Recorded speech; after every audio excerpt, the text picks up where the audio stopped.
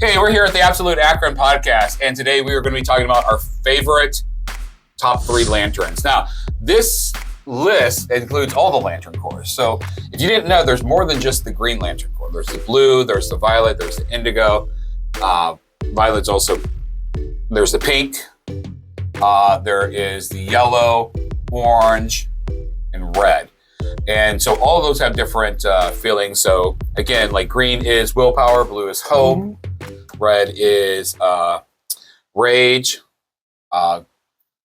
orange is adverse or greed, yellow is fear, pink is love, indigo is compassion, and then they have black and white. Yeah, black and white. What do the black one stand for? Death. Jesus Christ. And then the white one is purity, or oh my God, or the light, or whatever.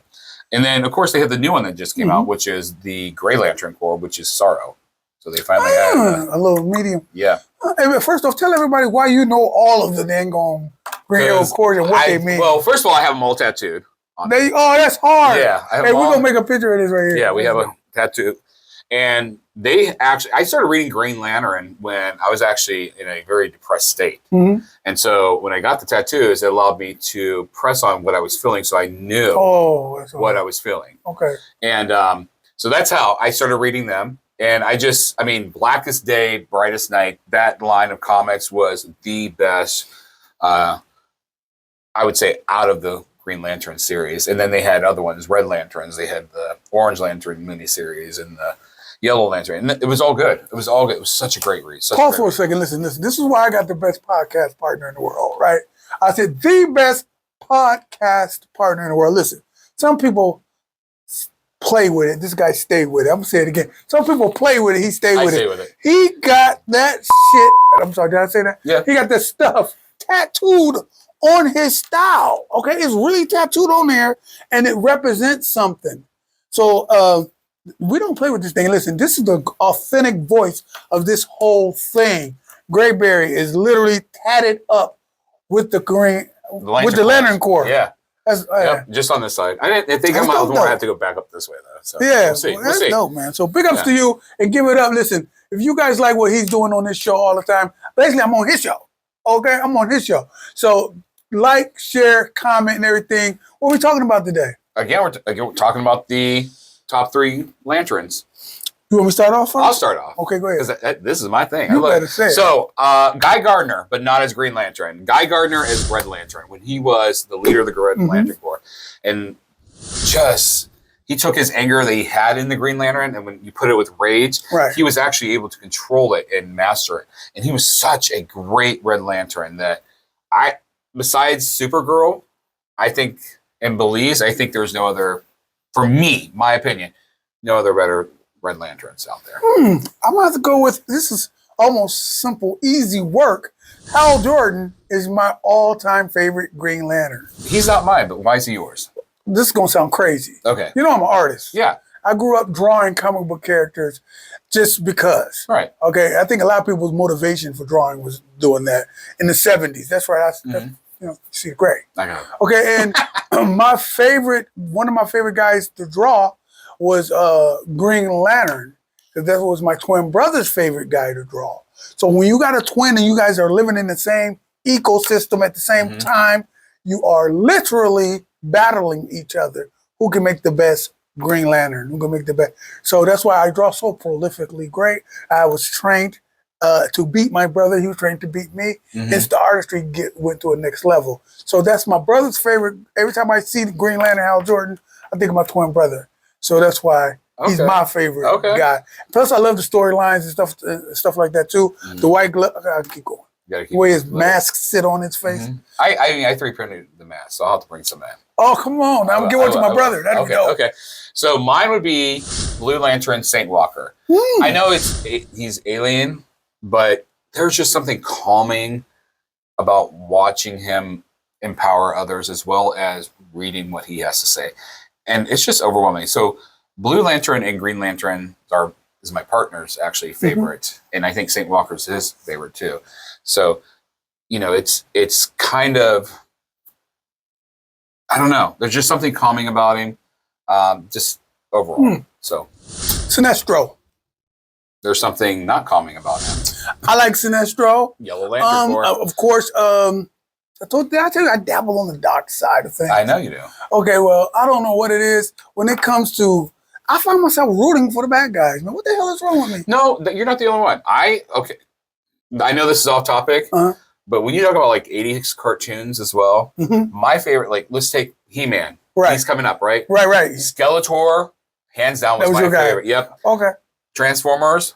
Wasn't Megatron. It wasn't Megatron. It was Decepticons, but it wasn't Megatron. Who was it? Soundwave. I knew you were going to say that. Yep. Soundwave and Shockwave were my favorite out of those two. And then, of course, the combiners. But I like the villains because I think some of them do maybe have some mental issues. Right. Mental health issues, I'll say. But overall, I feel like their characters are more crazy and out there and funnier and just have more dimension to it than sometimes your good characters. So I get what you're saying. I want to sidebar something real quick because I hate when people get off on a tangent and not acknowledge that they're getting off subject. So that's what I'm doing. Okay. And you already said you got off the ramp first, but I'm doing it too. So I want people to know that's what we're doing. Okay.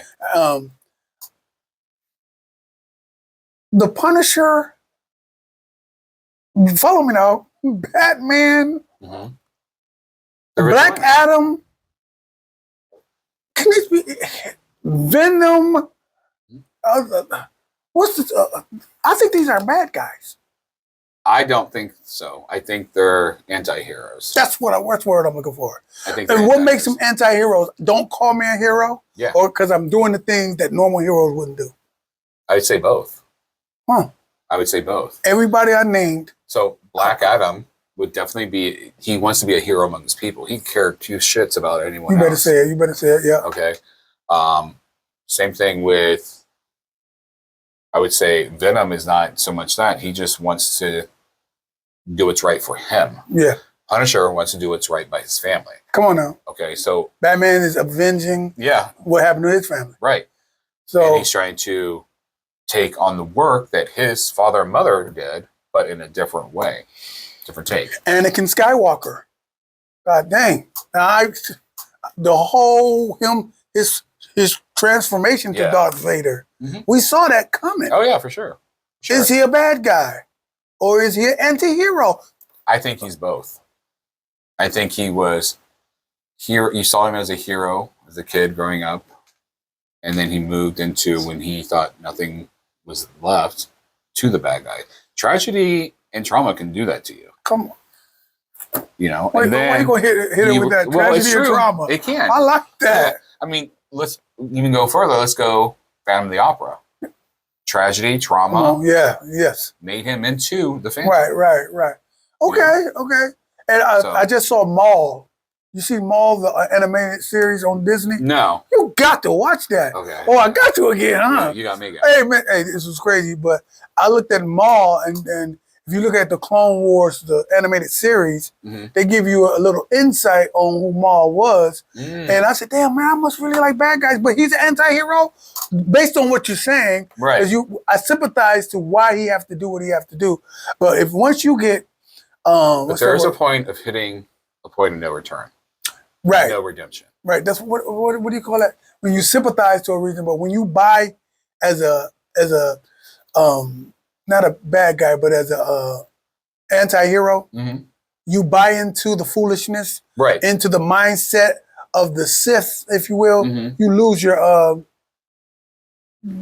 anti-hero and becomes a straight villain, right? Yeah. So if Black Adam says, "The hell with anybody," that's a villain. That's a villain. All right. Yeah. And you like the way I put a show in the middle of a show? That's a whole other show, baby. That's right. Okay, listen, back to the topic. We're going to you on your third? Right. Yep, I'm on my third, and that's actually Kyle Rayner. Now, he is a Green Lantern, and he's like you, an artist, and his constructs are just dope, first of all. Ah, man. And on top of that, that's dope. He is the only one. Well, no, he's not. He is a White Lantern. Okay. He's also a White Lantern.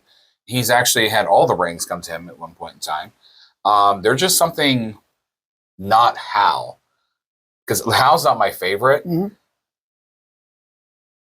Yeah, there's something not Hal about him, which makes him a great Lantern choice. That's why all the rings chose him. That's why you're here. That's why I'm here on your show. Explain to me what happens when all the rings come. Is that like a Thanos thing? Well, kind of. You turn into the White Lantern when you're just which is the ultimate lantern. Okay. Yeah. So. Can you snap your finger? Yeah. The Addams Family. Okay, I like that. All right. See how about he's educating us. Educating us. I like Kilowog. Oh yeah. I don't eat pork. Okay, I'm a Muslim. I don't do pork. Right. Okay, but Kilowog is hard as hell. Yeah, it's pretty cool. Yeah. He's definitely. What do you think about the Green Lantern, the movie with your guy in there?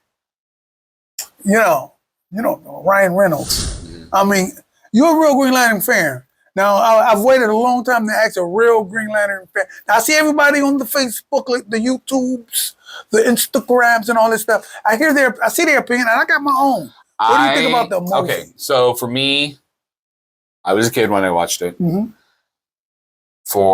It was good for what it was. As a kid, it was good for what it was. I still looked up to it. I was like, as a kid. But now that I'm older and the CGI and all that, they're like, yeah. You don't like the suit? I like the suit. I just didn't care for the CGI of the suit. Okay. Does that make sense? Yeah, Like, yeah. even the design of the suit was cool. Yeah. But the CGI of it. And again, it didn't really... I don't know. I was hoping for a little more than what that gave us. Even as a kid, or going back and looking back at it? Going back and looking at it. So, and again, this is where I think one of the big mistakes were in that movie or in comic book movies in general is they try to target one audience for superheroes when it should be for every audience. Instead of going just, okay. No, that was more to me kid trying to play as adult. And it didn't work out for the adults. So the new Green Lantern movie that's coming out, Show, what is the show? I'm sorry, the show. Talk about the show again. Show is on HBO Max. Mm-hmm. It's called Lanterns. It is taken from a comic book that depicts John Stewart and Hal Jordan as detectives in the Green Lantern Corps. Now, they do have some, of course, liberties because not all the Lantern Corps were depicted into that book. And so far, what I've heard is there is Red Lanterns in there. We've seen Sinestro. We do see something of a Blue Lantern in there as well. So they're introducing these different corps to this universe. So, but it's a mystery. It's definitely adult. Definitely. Yeah, definitely So adult. one more thing before we get out of here. Absolute Green Lantern. You've been reading that? Yeah. Can you give us a little synopsis on what's going on with the sister girl? Okay, so Joe Mullins is the Green Lantern, and they have the rings, but it's something different. Okay? Mm-hmm. The power is something completely different that I still don't understand yet. Mm-hmm. John Stewart is actually a Gold Lantern in this one. Okay. Yeah. Hal Jordan is actually a Pink Lantern, and he was a Black Hand, which was the Black Lantern. Mm-hmm. Mogu, the Living Planet, that's a Green Lantern. He's actually, I think he's also a Black Lantern as well. I'm not sure. And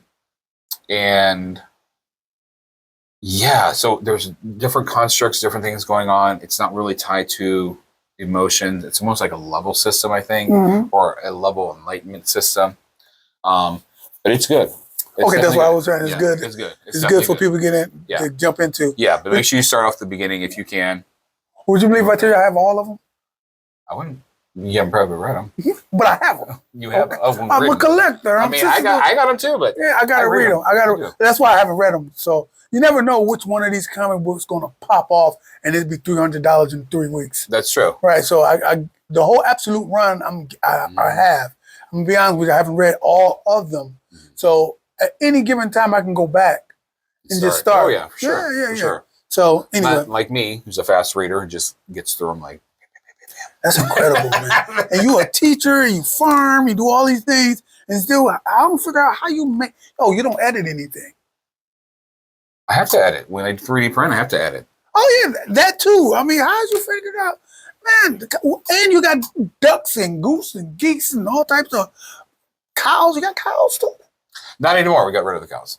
Okay, Yeah. bringing in tomatoes and eggs and stuff. Yep, pretty This much. guy was bringing in eggs, selling eggs when what was it, about a year or so ago when they were charging $12 for eggs. Yep. He saved the Akron community, bro, and bringing in his own home farmed eggs. Yeah, actually, it was just the school that I worked at. I'm exaggerating. So, Can I but put a little sauce on it a little bit? Yeah. Let's go put a little sauce on it. That's all right. I know, but it was just the school. But yeah, I was selling eggs, and I was selling them at a decent price. Yeah, and at it a real wasn't decent price. Wasn't overcharging or anything like that because I don't believe in that. But, My wife was like, "Yo, is Gray Berry selling? Tell him I need another batch of eggs." Oh, she does? Okay, I'll bring her some. yeah. Oh, that you Yeah. still in the game? Yeah. Oh, yeah, for sure. Hey, For man, sure. For sure. take us out of here, man. Anyways, if you like what we're talking about here at Absolute Akron, go ahead and like, follow, and subscribe. And again, check back for our weekly podcasts that we do here. It's always up on YouTube at Absolute Akron. And again, make sure to check out because we do give away free things. I know this last time that we are giving away an Invincible Volume 1 trade paperback as well as the foil symbol of Absolute Green Arrow. Peace, y'all. Peace. This has been a podcast from the Mega Media Social Media Network.